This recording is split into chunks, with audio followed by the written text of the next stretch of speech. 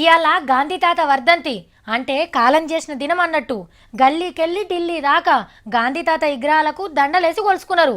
కొన్ని విగ్రహాల కాన్నైతే పోటీలు పడి పెద్ద పెద్ద దండలేసే వరకు తాత నవ్వుముఖం కూడా కనవల్లే. దేశానికి గాంధీ తాత అంటే ఏడాదికి 2-3 మాటలనే యాదకొస్తుండొచ్చు, కానీ ఈ ఊరోళ్ళకి అట్లా కాదు.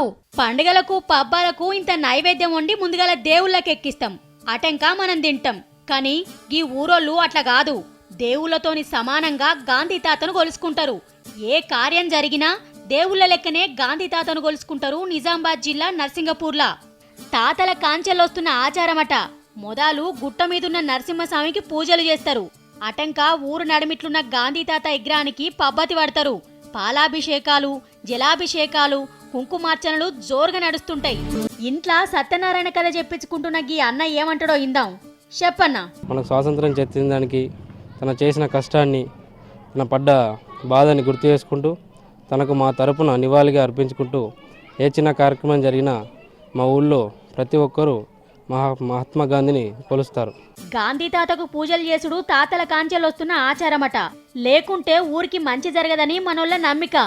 ఇక తాత పుట్టినరోజు నాడు చిన్నపాటి పండుగ చేస్తారనుకో రాదుండ్రి.